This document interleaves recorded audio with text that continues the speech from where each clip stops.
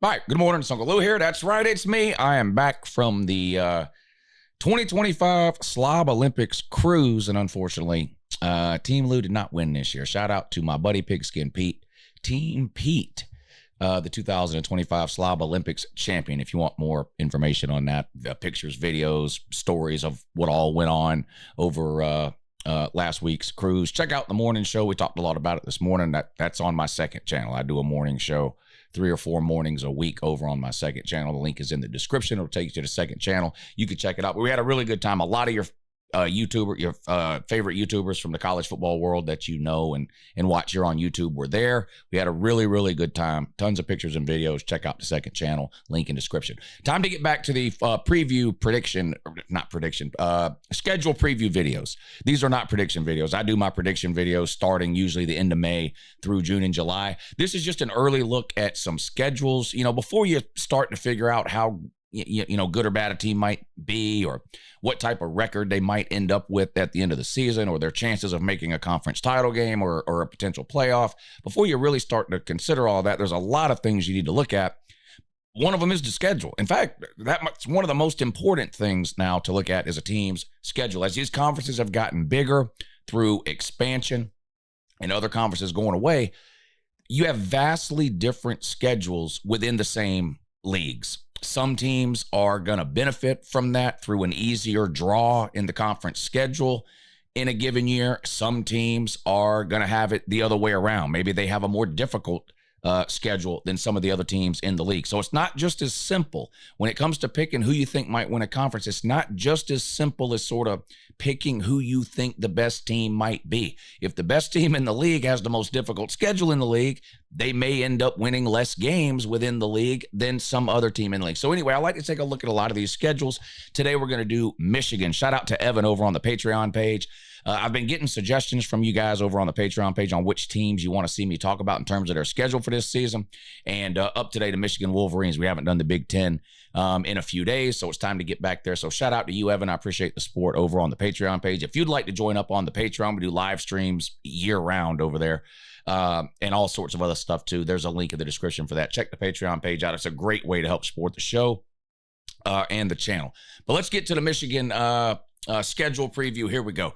Now, the first thing I notice when I look at schedules is usually the non-con schedule. But, you talk about Michigan or Ohio State, your mind automatically goes to that game at the end of the year. That game is played at the end of the year again in 2025, as you can see here on the schedule. November 29th, Saturday, right after Thanksgiving. And this year it's in Michigan. Ohio State has not won this game since 2019. They didn't play in 2020 due to some COVID stuff. And Michigan has now won 4 years in a row, 21, 22, 23, and 24. Last year was really the only real shocking year. The 3 years prior, both teams were really good. And while, you may have thought Ohio State was going to win the game, because Michigan was so good in all 3 of those years, I wouldn't classify it as a shock. But last year was, to me anyway, a complete and total shock that Ohio State lost that game at home. And I'm not going to spend a bunch of time now talking about that. We talked about it plenty when it happened. But it's such a big game every single year. When it comes to looking at a Michigan schedule, your eye sort of automatically goes to the bottom first to look at that Ohio State game. And there it is in its traditional spot there, Thanksgiving weekend this year in Michigan. The non-con schedule. Now, this is something that obviously changes every single year for every single team. Sometimes teams play no major Power 5 or 4 opponents in the non-con. Sometimes they play multiple Power 4 opponents in the non-con. So it changes every year. So it's important to look at that every single year, right? Well, you look at this and what stands out at Oklahoma. Now, Oklahoma didn't have a great year last year, a little disappointing, but you can say the same thing about Michigan. Now, Michigan's season ended on a much higher note, obviously, than Oklahoma's did. Michigan's season is sort of bad as it was overall, a 5-loss season coming off a national championship. It ended on an extremely high note with back-to-back wins over Ohio State to close out the regular season, and then Alabama in a bowl game. So momentum there with Michigan. Oklahoma, they did have sort of a big win towards the end of the season at home against Alabama, then, lost the following week. Really bad year for Oklahoma, but this will be a huge game. I mean, this is 2 major brands in the world of college football, 2 blue blood programs, in my opinion. Talking about Michigan and Oklahoma, Michigan's got to go on the road to Norman. to take on the Sooners. Both of these teams will have new quarterbacks this year. Michigan, I'm assuming, is going to go with Bryce Underwood, the true freshman sensation sort of up there, because really they just don't have a lot of other options. If you watched Michigan last year, there were a couple of kind of glaring weaknesses or shortcomings about that Michigan team, but the most obvious was the quarterback. They just had really bad quarterback play, particularly when it came to throwing the ball. They're looking to turn that around, and again, my guess would be it's going to be Bryce Underwood. Oklahoma's gone to the transfer portal after benching true freshman Jackson Arnold last year, but that obviously a big game in the non-con here in week 2 on the road at Oklahoma. The other two non-con games for Michigan look pretty manageable: at home against New Mexico and at home against Central Michigan. So they get their non-con out of the way there in the first 3 weeks. The at Oklahoma game is obviously the big one there. Then they start their Big Ten schedule on the road against Nebraska on Saturday, September 20th. Nebraska made a bowl last year for the first time in what seems like forever. Matt Rule, I don't really know how to classify what Matt Rule is doing at Nebraska. It's an obvious improvement over what they have had for about the last 10 years. I'm not sure Nebraska is as improved right now as maybe you thought they would have been under Matt Rule, considering the drastic turnarounds he has had at his other stops in college football. But still, an obvious step forward for Nebraska, making a bowl game last year. Dylan Raiola, a true freshman who got the start last year for the majority of the season for Nebraska, is back. So, as a year 2 starter, you would expect some significant improvement there. That could be a tricky spot. It's a tough place to play on the road at Michigan. We get 2 bye weeks this year. Everybody gets 2 bye weeks. Michigan's first one comes after that Nebraska game on Saturday, September 27th, right before their first home Big Ten game of the season against Wisconsin. Wisconsin's a team that's struggled. They brought Luke Fickell from Cincinnati after he took them to the playoffs as a Group of 5 team. Yet to really kind of get going there. We'll see if they can change that this year, but I would expect Michigan to be a favorite at home in that game against Wisconsin. On the road at Southern Cal, again, Southern Cal, Michigan, Oklahoma, all three kind of in the same boat last year. Big name brands, blue bloods of college football. Everybody knows who they are. They've historically successful programs, all of which were pretty bad last year, and that was the case for Southern Cal. Michigan's got to travel out there to take on the Trojans in L.A. They come back home and play Washington, one of the new additions, in addition to Southern Cal, to the Big Ten last year. Michigan gets them at home, and then on the road in the rivalry game against Michigan State.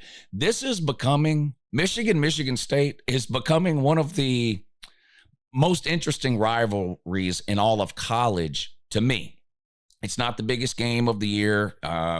If you ask people to name their top 10 rivalries probably in college football, they might not name this one at all within their top 10. But because a couple of things that have happened unrelated to the game between these two, it's become very interesting to me. There, of course, was the massive fight on the field and in the tunnel a couple of years ago after this football game ended. And then I don't know how many of you pay attention to college basketball, but the Michigan State college basketball game this past weekend, the tradition where they basically kissed the logo at mid-court, and the other team's players were kind of standing there, and there was some back and forth and some pushing and shoving, and a near brawl broke out. It's getting to be a very interesting rivalry. This game, Saturday, October 25th, and Michigan's got to go on the road to East Lansing to take on the Spartans. They come back home and play Purdue, one of the worst teams in all of Power 4 last year, and then their second bye week before closing out the season with a couple of road games, followed by that home game against Ohio State. Out of the bye week, you travel to Northwestern,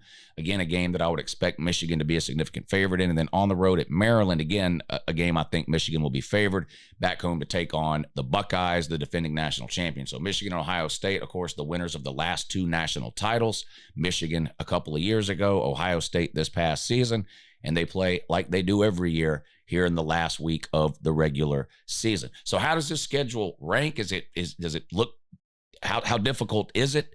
Some tricky road games at Oklahoma in the non-con, at Southern Cal, potentially, if they can sort of start to get things figured out. You've got the rivalry The in-state rivalry game there in the middle of the season is also on the road, and then Ohio State at home to close it out. So some tricky road games, the game against Ohio State, a tough non-con game on the road at Oklahoma.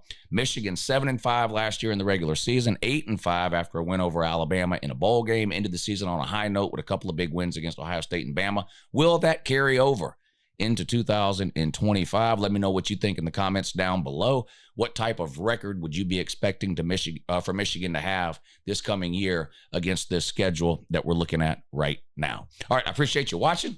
Stay tuned. There's a playlist that's got all these previews on it. Feel free to click back and watch. I've done Florida. I've done Alabama. I've done Florida State. I've done several of them already. There's a playlist, and we're going to continue this series for another couple of weeks, try to knock out as many of these teams as we can, taking a look, an early look at their schedules for 2025. All right, I appreciate you watching. Have a good morning.